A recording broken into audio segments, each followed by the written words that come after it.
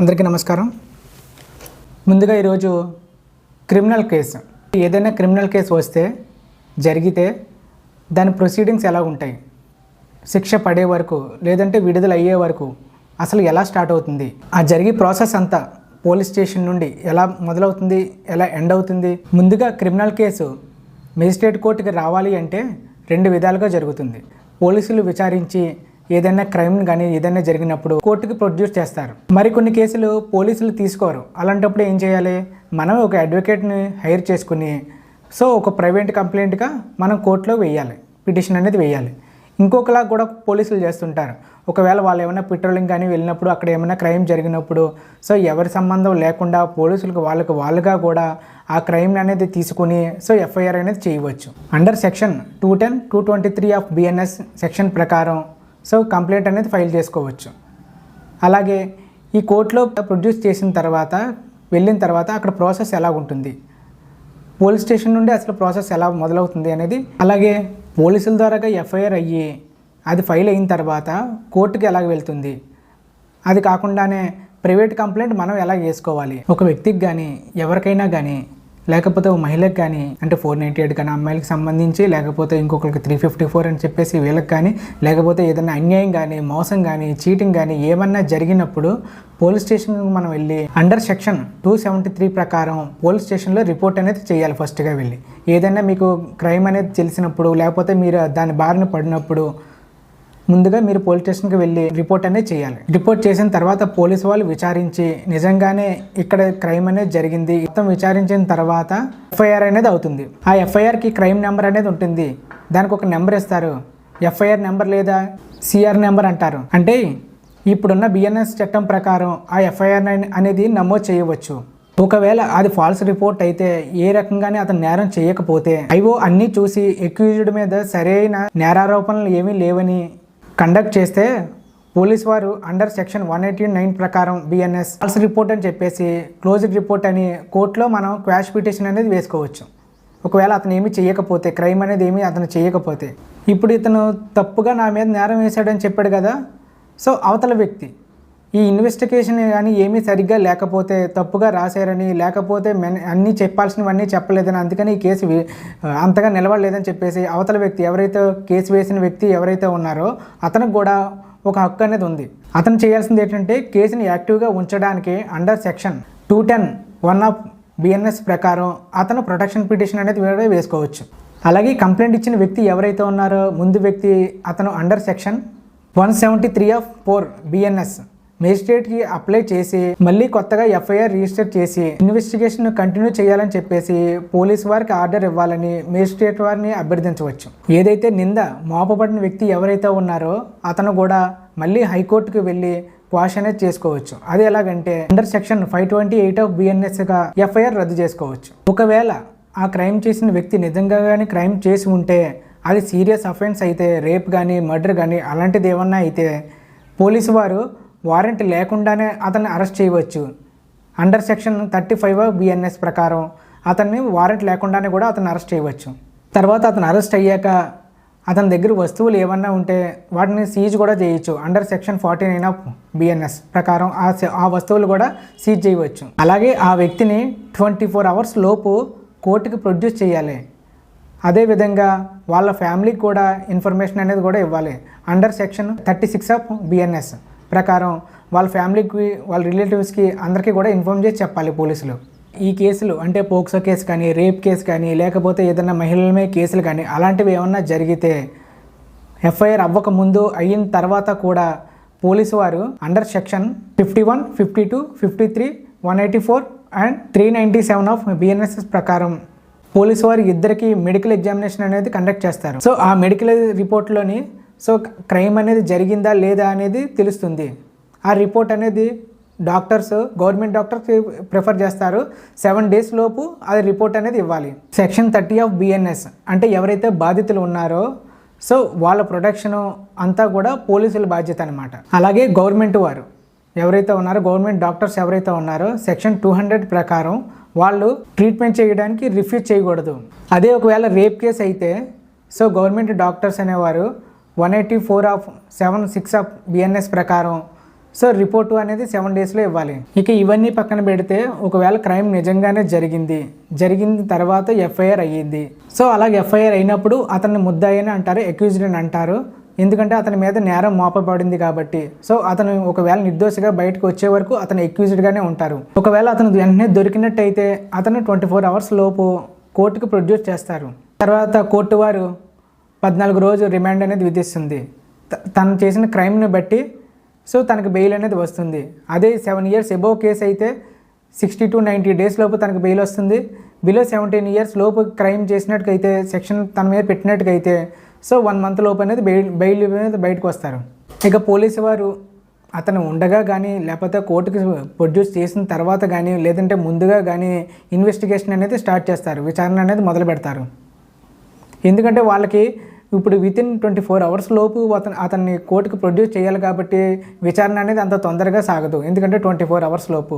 అందుకని ఒక్కొక్కసారి ఏం చేస్తారంటే కోర్టుకు ప్రొడ్యూస్ చేసిన అతన్ని మళ్ళీ కస్టడీకి తీసుకుని అనేది విచారణ కూడా సాగిస్తారు. ఇక పోలీసు వారు విట్నెస్ చెప్పింది నిజమా కాదా అని చెప్పేసి అక్కడ ఉన్న లోకాలిటీ కానీ అక్కడ దగ్గరలో వాళ్ళ ఇంటి చుట్టుపక్కల కానీ లేకపోతే క్రైమ్ ఎక్కడ జరిగిందో అక్కడికి కానీ వెళ్ళి విచారించి మొత్తం అందరినీ కూడా అడగడం జరుగుతుంది. ఈ విచారణలో చాలా మంది విట్నెస్లు అనేది కూడా వస్తూ ఉంటారు. వాళ్ళ అందరి కూడా సాక్ష్యాలు అనేది కూడా తీసుకుంటారు. అక్కడ వాళ్ళందరూ ఇచ్చిన రిపోర్ట్ ఎవరైతే ఉన్నారో ఆ లోకాలిటీ కానీ ఆ క్రైమ్ జరిగిన ప్రదేశంలో మొత్తం అందరూ కూడా విచారించిన తర్వాత వాళ్ళు ఇచ్చిన దాన్ని రిపోర్ట్ అనేది ఫైనల్ రిపోర్ట్ అవుతుంది. అదే కోర్టు లాంగ్వేజ్లో అయితే ఛార్జ్ షీట్ అంటారు. ఆ పోలీసు వారు మొత్తం అంతా విచారణ అనేది సరిగ్గా చేయాలి. ఎందుకంటే అక్కడ ఐ విట్నెస్ కానీ లేకపోతే చూసిన వారు కానీ లేకపోతే తెలిసిన వారు కానీ ఆ క్రైమ్ జరుగుతుంటే అక్కడ అంతా పరిశీలించిన వారు కానీ మొత్తం అందరినీ కూడా అక్కడ విచారించాలి. అలాగే ఆ విట్నెస్ తాలూకు ఎవిడెన్స్ అన్నీ కూడా విచారిస్తారు, సేకరిస్తారు. దాన్ని స్టేట్మెంట్ అంటారు. ఇన్వెస్టిగేషన్లో వచ్చేసరికి వాటిని స్టేట్మెంట్ అంటారు. అదే కోర్టు దగ్గరకు వచ్చేసరికి వాటిని ఎవిడెన్స్గా పరిగణిస్తారు. ఈ విట్నెస్లు ఏదైతే ఇచ్చారో స్టేట్మెంట్లు ఏదైతే ఇచ్చారో వాటిని 161 స్టేట్మెంట్గా పిలుస్తారు. 161 స్టేట్మెంట్ అని వింటుంటారు కదా, ఇదే అన్నమాట. అంటే ఎవరైతే సాక్ష్యాలు ఏదైతే ఇన్వెస్టిగేషన్లో ఇచ్చారో స్టేట్మెంటు వాటిని 161 స్టేట్మెంట్ అంటారు. తర్వాత ఈ స్టేట్మెంట్ మొత్తం అంతా రికార్డ్ చేసిన తర్వాత అన్నీ కూడా ఫైల్ అన్నీ చేసిన తర్వాత పోలీసు వారు కోర్టుకి సబ్మిట్ చేస్తారు. అక్కడ వరకే పోలీసు వారితో పని ఉంటుంది. దాని తర్వాత ఇంకంతా కోర్టే చూసుకోవాలి. ఇంకా ఎప్పుడైతే పోలీసు వారు ఛార్జ్ షీట్ అనేది కోర్టుకి ప్రొడ్యూస్ చేస్తారో ఇంకా అక్కడితో వారి పని అయిపోతుంది. వన్స్ ఇంకా కోర్టుకు వచ్చిన తర్వాత కోర్టు ఒక నెంబర్ ఇస్తుంది, దాన్ని సీసీ నెంబర్ అంటారు. చాలామంది ఏమనుకుంటారు సీసీ నెంబర్ అంటే క్రైమ్ నెంబర్ అనుకుంటారు. కాదు, అది calendar case number. Magistrate court ఈ కేసుకి నెంబర్ అనేది ఇస్తుంది. దాని తర్వాత వాళ్ళ బెయిల్ మీద బయటకు వచ్చిన తర్వాత వాళ్ళకి కొన్ని రోజుల తర్వాత వాళ్ళకి సమన్స్ అనేది పంపిస్తుంది. ఆ సమన్స్ వచ్చిన తర్వాత వాళ్ళ కోర్టుకి వారు కానీ పార్టీ పర్సన్గా కానీ లేదు అనుకుంటే లాయర్తో కానీ కోర్టుకి అనేది అటెండ్ అవ్వాలి. అలాగే ఈ ఛార్జ్ షీట్ అనేది తొందరగా రాదు. 3 to 6 months పట్టచ్చు, 1 year కూడా పట్టచ్చు కొన్ని కేసులతోని. ఎందుకంటే ఆ క్రైమ్ అనేది జరిగేది కొంచెం ఇబ్బందిగా కూడా ఉంటుంది. అందుకని చెప్పేసి ఛార్జ్ షీట్ రావడానికి కొంచెం టైం కూడా పడుతుంది. ఈ లోపు బెయిల్ కూడా రావచ్చు వాళ్ళకి. తర్వాత అతను కోర్టుకు వచ్చిన తర్వాత ఎగ్జామినేషన్ అనేది ఉంటుంది. కొన్ని రోజుల తర్వాత వాయిదాలు వేసిన తర్వాత ఎగ్జామినేషన్ అనేది ఉంటుంది. ఎగ్జామినేషన్లో అతన్ని అడుగుతారు, ఏమని, ఈ క్రైమ్ నీ మీద ఇలాగ ఆరోపింపబడింది, నువ్వేం చెప్పదలుచుకున్నావు, ఈ క్రైమ్ నువ్వు చేసావా, ఇంతమంది నీ మీద ఇలాగ మాట్లాడుతున్నారు అని చెప్పేసి కోర్టు అడుగుతుంది. అప్పుడు కానీ వాళ్ళు కానీ నేను చేశాను అని ఒప్పుకున్నారు అంటే అక్కడికక్కడే శిక్ష అనేది పడిపోతుంది వాళ్ళకి. అది కాకుండా లేదు సార్ నేను ఇది చేయలేదు, నాకు దీనికి సంబంధం లేదు, వాళ్ళు నన్ను కావాలని ఇరికించారు అని ఏవో చెప్పుకుంటే సో మీకు వాయిదాలు అనేది పడుతుంది. అప్పుడు ట్రయల్కి వెళ్తుంది ఆ కేసు అనేది. అదే ఒకవేళ సివిల్ కేసు అయితే కోర్టుకి పోలీస్ స్టేషన్కి సంబంధం లేకుండా పోలీస్ వారికి సంబంధం లేకుండా కోర్టులోనే వాళ్ళు ప్రైవేట్ కేసు వేస్తారు. అప్పుడు వాళ్ళకి ఎవరైతే ఉన్నారో అవతల అక్యూజ్డ్కి వాళ్ళకి సమన్స్ అనేవి కోర్టు నుంచి వెళ్తాయి. అప్పుడు వాళ్ళు డైరెక్ట్గా కోర్టుకి అనేది అటెండ్ అవ్వచ్చు. సో ఇంకా పోలీస్ స్టేషన్ అనేది వాళ్ళకి పని ఉండదు. అదే సివిల్ కేసులు అయితే ఇక ఈ కేసు అనేది ట్రయల్కి వెళ్ళిన తర్వాత అంటే నేను నేరం చేయలేదండి, నాకు సంబంధం లేదు ఈ కేసుకి అని చెప్పిన తర్వాత అవతల పార్టీ నిరూపించుకోవాల్సి వస్తుంది. అంటే వాళ్ళ సాక్ష్యాలు ఏదైతే ఉన్నారో అవి పెట్టాల్సి వస్తుంది, బయట కోర్టు వరకు సమర్పించాలి అవి. ఇప్పుడు ఎవరైతే కంప్లైంట్ ఇచ్చారో వాళ్ళని కోర్టు పరిధిలోని కోర్టు వచ్చేసరికి వాళ్ళని కంప్లైంట్ అని అనరు. ఎందుకంటే ఇది పోలీస్ స్టేషన్ ద్వారాగా వెళ్ళింది కాబట్టి ఈ క్రైమ్ అనేది మొదట కంప్లైంట్ అనేది పోలీస్ వారి నుండి వెళ్తుంది కాబట్టి కోర్టుకి కంప్లైంట్ అనేది పోలీస్ వారిని అంటారు. సో ఆ క్రైమ్ చేసిన వ్యక్తి మీద ఏదైతే పెట్టారో పోలీసు వారే కంప్లైంటారు. ఇప్పుడు సపోజ్ ఎలా చెప్పాలంటే ఏదైనా క్రైమ్ జరిగింది, అప్పుడు మీరు వెళ్ళి కంప్లైంట్ ఇచ్చారు. సో కోర్టుకి వెళ్ళేసరికి కంప్లైంట్ ఇచ్చిన వారు ఎవరు అనేసరికి పోలీసులు వస్తారు, మీరు రారు, కంప్లైంట్ ఇచ్చింది పోలీసులు అని చెప్పేసి సో పోలీస్ ద్వారాగా వెళ్ళింది కాబట్టి కంప్లైంట్ అనేది పోలీసు వారు. ఎందుకంటే క్రిమినల్ కేసులోనే ఎప్పుడూ కూడా విక్టిమ్ డైరెక్ట్గా కోర్టుకి రిప్రజెంట్ చేయరు, పోలీసుల ద్వారాగానే చేస్తారు. అందుకని పోలీసు వారు కంప్లైంటర్ అవుతారు. మరి కంప్లైంట్ ఇచ్చిన వారిని ఏమంటారు అంటే, సో చాలామంది బయట అంటుంటారు కదా కంప్లైంట్ ఇచ్చింది వీళ్ళని, వాళ్ళని ఏమంటారు అంటే కంప్లైంట్ ఇచ్చిన వారిని డిఫెక్టివ్ కంప్లైంటర్ అంటారు. ఎవరి ద్వారాగా పోలీసు వారికి కంప్లైంట్ వెళ్ళింది అంటే వాళ్ళని డిఫెక్టివ్ కంప్లైంటర్ అనేది అంటారు. ఇవన్నీ అయిపోయిన తర్వాత లాస్ట్గా ట్రయల్ జరిగిన తర్వాత ఎవరైతే డిఫెక్టివ్ ఉన్నారో వాళ్ళు ఎవిడెన్స్ అనేది కోర్టుకి ఇచ్చిన తర్వాత మొత్తం అన్ని ప్రొడ్యూస్ చేసిన తర్వాత వాళ్ళని PW1 అని అంటారు. అదే సివిల్ ప్రాసెస్లో అయితే DW1, DW2 అంటారు. అదే సివిల్ కేసులో PW1 అంటే ప్లెయింటిఫ్ విక్టిమ్ అని అంటారు. అదే క్రిమినల్ కేసులో వచ్చేసరికి ఈ విట్నెస్లు ఏమంటారు అంటే ప్రాసిక్యూషన్ విట్నెస్ అంటారు. ఇక ఆ కంప్లైంట్ ఇచ్చిన దాన్ని పోలీసులు కోర్టులో ప్రొడ్యూస్ చేసిన తర్వాత వాళ్ళని రిప్రజెంట్ చేయడానికి PP గారు అనేది ఉంటారు. PP గారు అంటే పబ్లిక్ ప్రాసిక్యూటర్. ఈ పోలీస్ కేసులన్నింటినీ గవర్నమెంట్ తరపున పబ్లిక్ ప్రాసిక్యూటరే వాదిస్తారు. విట్నెస్ డైరెక్ట్గా కోర్టుకి అపీర్ అవ్వడానికి లేదు, పబ్లిక్ ప్రాసిక్యూటర్ ద్వారాగానే వెళ్ళాలి. అలాగే బాధితుడికి కూడా కోర్టు వారు సమన్స్ అనేది పంపిస్తారు. సో సమన్స్ వచ్చిన తర్వాతే బాధితుడు కూడా కోర్టుకి అటెండ్ అవ్వాలి. PW1 అని, PW2 అని అలా చాలామంది వరకు ఉంటారు. ఒక 10 మెంబర్స్ వరకు కూడా ఉండొచ్చు. అలాగే 161 స్టేట్మెంట్ చూస్తే అందులో ఉన్న విట్నెస్లు అందరినీ కూడా కోర్టు అనేది ఎగ్జామినేషన్ చేస్తుంది. అలాగే వీళ్ళందరినీ కూడా అక్యూజ్డ్ తరపున లాయర్ ఎవరైతే ఉన్నారో వాళ్ళని క్రాస్ ఎగ్జామినేషన్ చేస్తారు. ఇప్పుడు ఒక క్రైమ్ జరిగింది, అతని మీద వీళ్ళందరినీ 161 స్టేట్మెంట్ తీసుకుని వీళ్ళందరినీ సాక్షులుగా పోలీసు వాళ్ళు పెట్టారు. వాళ్ళందరినీ కూడా ఈ అక్యూజ్డ్ తరపు లాయర్ అయితే ఎవరైతే ఉన్నారో ఆయన క్రాస్ ఎగ్జామినేషన్ చేస్తుంటారు. అప్పుడు మీరు సమాధానం కరెక్ట్గా చెప్తూ ఉండాలి. కొంచెం తేడాగా చెప్పినా వాళ్ళకి అనుకూలంగా అనేది మాత్రం వస్తుంది, మీరు చెప్పే దాంట్లో ఉంటుంది. ఎందుకంటే క్రాస్ ఎగ్జామినేషన్లో చాలా క్వశ్చన్లు అడుగుతారు, చాలా తెలివిగా అడుగుతుంటారు. వాటిలన్నిటికీ మీరు కరెక్ట్గా ఆన్సర్ అనేది కూడా చెప్పాలి. అలాగే ఈ విట్నెస్లు అందరూ ఉంటారు కదా, PW1 అని, PW2 అని. సో లాస్ట్లో IO అనేది ఉంటారు. IO అంటే ఇన్వెస్టిగేషన్ ఆఫీసర్ అనమాట. అంటే ఆయన చేసేది ఏంటి, మొత్తం వీళ్ళందరినీ విచారించి ఈ క్రైమ్ అనేది జరిగింది, వీళ్ళందరూ సాక్షులు ఉన్నారని చెప్పేసి ఆ IO అనేది ఉంటారనమాట. దాన్నే ఇన్వెస్టిగేషన్ ఆఫీసర్ IO అంటారు. అలాగే ఆ IO అండ్ పోలీస్ వారిని కూడా అవతల లాయర్ క్రాస్ ఎగ్జామినేషన్ చేస్తారు. అలాగే వీళ్ళందరూ 161 స్టేట్మెంట్లో వీళ్ళందరూ ఇచ్చారు కాబట్టి, విచారణకి సహకరించారు కాబట్టి, వీళ్ళందరూ సాక్షులు కాబట్టి వీళ్ళందరినీ LW1 అంటారు. అంటే LW1, LW2 అని అంటారనమాట. ఛార్జ్ షీట్ ఎప్పుడైనా చూసినట్టయితే అందులో 3-4 పేజెస్ తర్వాత చూసినట్టయితే ఒక బాక్స్లో వీళ్ళ పేర్లు అనేవి కూడా మొత్తం అన్నీ కూడా ఉంటాయి. అలాగే వీళ్ళు కోర్టుకు వచ్చి ఎప్పుడైతే డిపోజిషన్ ఇచ్చారో అప్పుడే వాళ్ళు లిస్ట్ ఆఫ్ విట్నెస్ నుండి LW1 నుండి PW1గా కన్వర్ట్ అవుతారు. ఇక వాళ్ళందరినీ కూడా అక్యూజ్డ్ తరపున లాయర్ అనేది క్రాస్ చేస్తాడు. ఇంకా తర్వాత అక్యూజ్డ్ టర్న్ వస్తుంది. ఈ అక్యూజ్డ్ తరపున ఇతను సివిల్ కేసులో లాగా అఫిడవిట్ చేసి తన తరపున సాక్ష్యం చెప్పుకోవడానికి తనకు అవ్వదు. క్రిమినల్ కేసులో కోర్టే ఎగ్జామినేషన్ చేస్తుంది. 313 ప్రకారం ఎగ్జామినేషన్ చేస్తుంది. 313 ఎగ్జామినేషన్ 239 ఎగ్జామినేషన్ అంటే దానికి దీనికి కొంచెం తేడా ఉంది. అదేంటంటే 239 ఎగ్జామినేషన్ ఏంటంటే నీ మీద నేర ఆరోపణ ఉంది అని చెప్పడం వరకు మాత్రమే ఉంటుంది. అదే 313 ఎగ్జామినేషన్ అంటే సో నీ మీద ఇంతమంది ఆరోపణ చేస్తున్నారు, నీ మీద ఇంతలాగా వచ్చింది, దానికి సంబంధించి నువ్వు చెప్పుకోవాల్సింది ఏమన్నా ఉందని సో దాన్ని అంటారు. అలాగే ముందు ఏదైతే ఉందో దాన్ని బిఫోర్ ట్రయల్ అనమాట 239 ఎగ్జామినేషన్. ఇది ఆఫ్టర్ ట్రయల్ అనమాట 313 అనేది ఎగ్జామినేషన్. ఇక 313 ఎగ్జామినేషన్ అయిన తర్వాత డైరెక్ట్గా కోర్టే జడ్జి గారే అడుగుతారు నీ మీద ఇలా ఆరోపణలు వచ్చాయని. అప్పుడు ముద్దాయి చెప్పుకోవాలి నేనేమీ నేరం చేయలేదు, నా దగ్గర సాక్ష్యాలు అనేవి ఉన్నాయని. అలాగ కానీ నిందితుడు కానీ చెప్పినట్లయితే DW1 కానీ కోర్టు వారు డిపోజిషన్ ఫైల్ చేసుకోమని అవకాశం ఇస్తుంది. అంటే ఆ అక్యూజ్డ్కి సాక్ష్యం అనేది ప్రవేశపెట్టమని. కాకపోతే అతను DW1 కింద అక్యూజ్డ్ ఎగ్జామినేషన్ అవ్వాలి అంటే 315 పిటిషన్ అనేది వేసుకోవాలి. 315 పిటిషన్ అంటే పర్మిషన్ లెటర్, పర్మిషన్ పిటిషన్ అంటే నాకు ఎవిడెన్స్ తీసుకురావడానికి నాకు పర్మిషన్ కావాలని చెప్పేసి వేసే పిటిషన్ అనమాట. అప్పుడు PP గారు DW1ని క్రాస్ ఎగ్జామినేషన్ చేస్తారు. DW1 అంటే డిఫైన్ విట్నెస్ అనమాట. తర్వాత ఇంకా ఆర్గ్యుమెంట్ ఉంటుంది. అప్పుడు PP గారే మొదట ఆర్గ్యుమెంట్ చేస్తారు. 3114 ప్రకారం ఆర్గ్యుమెంట్ అనేది జరుగుతుంది. రిటర్న్గా కానీ ఓరల్గా కానీ ఈ ఆర్గ్యుమెంట్ అనేది కూడా జరుగుతుంది. దాని తర్వాత జడ్జిమెంట్ అనేది ఉంటుంది. క్రిమినల్ కేసు అనేది ఇది ప్రాసెస్ ఇలా ఉంటుంది. సో ఏదైనా క్రైమ్ జరిగినప్పుడు ఫస్ట్ రిటర్న్గా మనం వెళ్ళి కంప్లైంట్ ఇస్తాం. దాని తర్వాత పోలీస్ వారు అదంతా విచారించి అంతా ఎంక్వైరీ చేసి FIR చేస్తారు. FIR చేసిన తర్వాత కోర్టుకి ఏమో ప్రొడ్యూస్ చేస్తారు. అక్కడితో పోలీస్ వారు పని అయిపోతుంది. దాని తర్వాత క్రైమ్ని బట్టి అంటే అది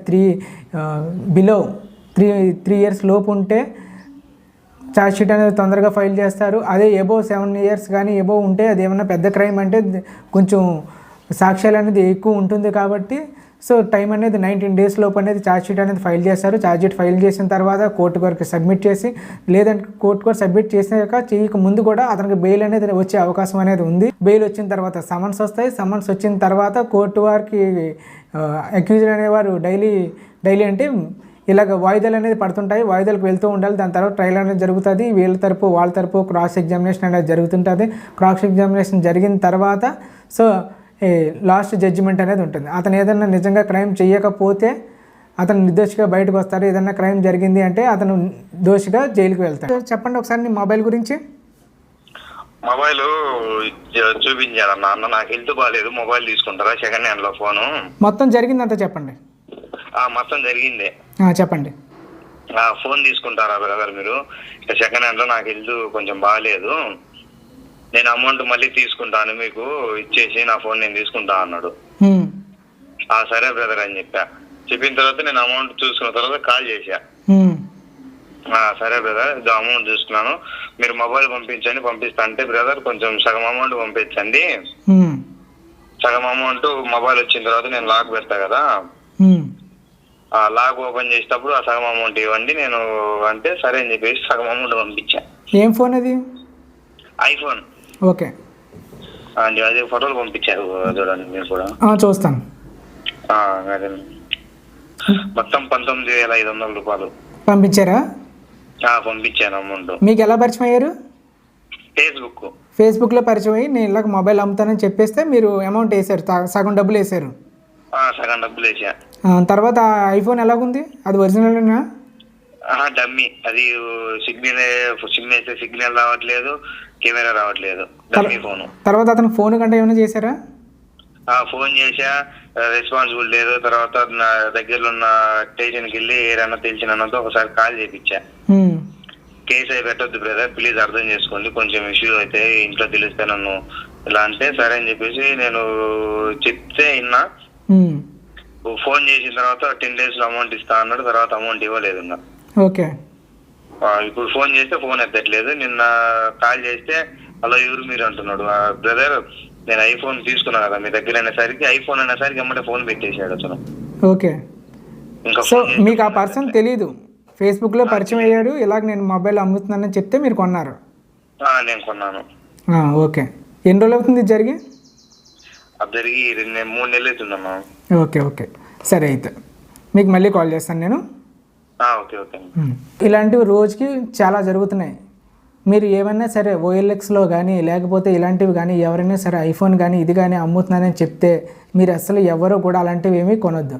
ఓఎల్ఎక్స్లో ఎలా జరుగుతున్నాయి అంటే క్రైమ్స్, ఇప్పుడు ఒక పర్సన్ అనేది ఒక ఐఫోన్ కానీ ఒక ఫోన్ కానీ అక్కడ పెడుతున్నాడు, నిజంగానే సేల్ చేసి అతను పెడుతున్నాడు ఓఎల్ఎక్స్లో. తర్వాత ఇంకొక ఈ ఫేక్ అనేది ఎవరైతే ఉన్నారో అతను ఏం చేస్తున్నాడు, సేమ్ ఐఫోన్ సేమ్ ఫొటోస్ ఇంకో ప్లాట్ఫామ్లో పెడుతున్నాడు, అంటే అదే ఊర్లో పెడుతున్నాడు అనమాట. తర్వాత ఎవరైతే ఉన్నారో పర్సన్ కొని అబ్బాయి, సో ఇతనికి మెసేజ్ పెడుతున్నాడు ఫేక్ అతనికి, నేను ఇలా ఐఫోన్ కొనాలి గంట అని చెప్పేసి. సో ఆ ఐఫోన్ ఇతనికి ఎంత పెడుతున్నాడు, తక్కువ రేటుకి పెడుతున్నాడు. సో ఇతను టెంప్ట్ అవుతున్నాడు. టెంప్ట్ అయిన తర్వాత ఈ ఫేక్ మోసగాడు ఎవరైతే ఉన్నాడో ఒరిజినల్ ఐఫోన్ అమ్మి అతనికి మెసేజ్ పెడుతున్నాడు, నేను ఇలా నీ ఫోన్ కొంటాను, ఇలా మా పర్సన్ నాకు తెలిసిన పర్సన్ ఒక అతను వస్తాడు, సో అతను కొంటాడు, డబ్బులు నేను మీకు వేస్తానని చెప్పేసి ఈ పర్సన్ దగ్గర వాళ్ళిద్దరికి మీట్ చేస్తున్నాడు. ఆ అబ్బాయి వాళ్ళిద్దరిని మీట్ చేస్తున్నాడు. కాకపోతే మధ్యలో మీరు డబ్బులు ఏం మాట్లాడుకోవద్దు, నేను ఇస్తాను మీకు అని చెప్పేసి. ఈ అబ్బాయి దగ్గర ఏమో తక్కువగా అని చెప్తున్నాడు, ఆ అబ్బాయికి ఏమో ఎక్కువకి ఇస్తానని చెప్తున్నాడు. తర్వాత ఈ పర్సన్ ఎవరైతే ఉన్నారో జెన్యున్గా కొన్ని పర్సన్ అక్కడికి వెళ్తున్నాడు రియల్ పర్సన్ దగ్గరికి. వెళ్ళిన తర్వాత సో అమౌంట్ అనేది మాట్లాడకుండా ఇతనికి డబ్బు వేసేస్తున్నాడు. ఈ ఫేక్ అయితే ఎవరైతే ఉన్నారో అతనికి డబ్బులు వేస్తున్నాడు. అతను ఏమని చెప్తున్నాడు, మా ఓడ వస్తాడు, మా బామ్మర్ది వస్తాడు, డబ్బులు నాకు వేస్తారు, నేను మీకు ఇస్తాను డబ్బులు అని చెప్పేసి. సో అలాగ డబ్బులు ఇతనికి వేసేస్తున్నాడు. వేసేసిన వెంటనే ఇతను మొబైల్ స్విచ్ ఆఫ్ చేస్తున్నాడు. వాళ్ళిద్దరూ కొట్టుకుంటున్నారు. సో అందుకని చెప్పేసి మీరు ఎక్కడైనా సరే మొబైల్ గంట కొనాలి అనుకుంటే ఏదైనా షాప్లో కానీ ఎక్కడైనా కానీ కొనండి. ఇలాంటివి ఆన్లైన్లో కానీ ఫేస్బుక్లో కానీ పరిచయమైన వాళ్ళ దగ్గర మాత్రం అస్సలు మాత్రం కొనొద్దు, మోసపోతారు. ఇలాంటి క్రైమ్లు అనేది చాలా జరుగుతున్నాయి, జాగ్రత్తగా ఉండండి. జై హింద్.